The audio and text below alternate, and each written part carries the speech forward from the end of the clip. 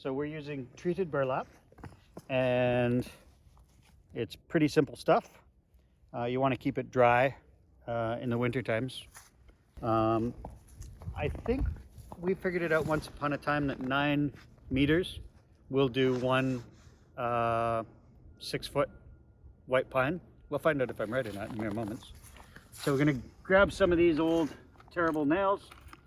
I get the non-treated ones and the Ardox, the twisty ones, so that they bind into the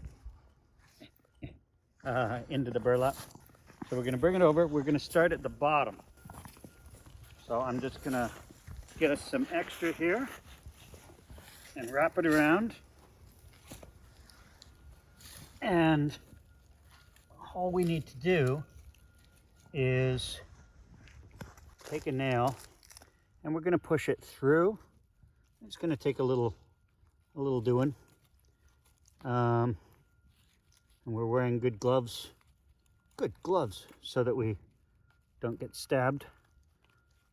So just putting it through like that is going to hold it pretty well. Try not to drop your nails lest you get stabbed later on. This doesn't have to be a major science project. You're just trying to keep them warm in the wintertime. And what that means is stopping desiccation. And I suppose it's worth mentioning, if you've had a dry fall, make sure that you give your evergreens and your broadleaf evergreens a good drink going into the wintertime. Believe it or not, because they need to be fully hydrated going into the winter, so that because they can't take up water from the soil in the wintertime. The soil is going to be frozen, so we need to make sure that they're fully plump with water, as it were. Not unlike me, and that way they can last better. So we're going to take this now and we're going to wrap it around, watching out for the shrubs in the garden.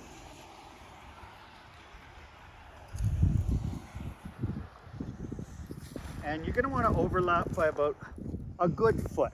Can you hold that right there, Davis? We'll just tuck that in there for now. And I over-engineer because I've done this for long enough that I've seen Mother Nature rip apart my hard-wrapped plants. So you put this through. You're going through both layers of burlap, and that, from my experience, this does better than any other method for holding the burlap together. Double check that I'm getting both layers there. Like I said, not rocket science, pretty straightforward stuff. And the first time these get moist, the rain will get on them and rust them up, and then they'll bind to the burlap. We're gonna kind of tuck this in a little bit. We don't want the wind to have anywhere to get a grip under the burlap. Wind and rain tend to be pretty darn persistent things. And I'll admit that this is not the way everybody does it, but I've seen things succeed and fail over the years. So, like I said, I tend to over-engineer.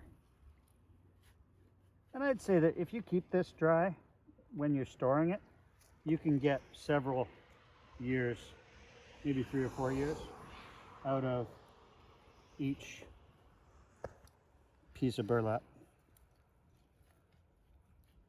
Now, if these were something like a white pine, they're going to be more fluffy.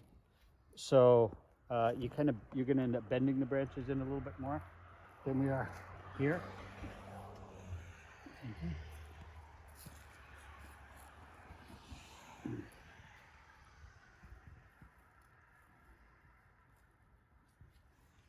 There we go.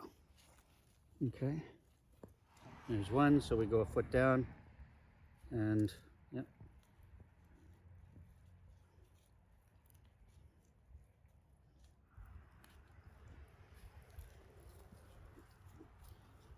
See? Just 2 or 3 through gets it done.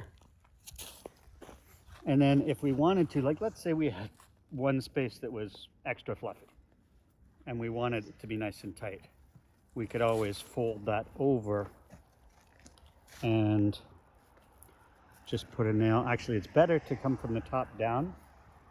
I don't think there's any danger of these falling out, but you can just sort of pin it a bit tighter. And these are super inexpensive nails, so I don't worry about I'm frugal in some places but not in others, because I'd rather not pay to replace a tree that I planted. Once you've got the first season under your belt, you're pretty good to go. You might wrap newly planted trees for the first 2 years. And because I'm a business, I tend to think, I try to think long term.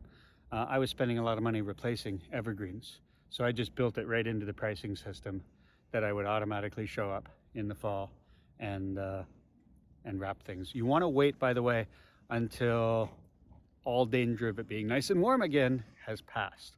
You don't want to get these all nice and toasty warm and then have warm weather, which might prompt new growth.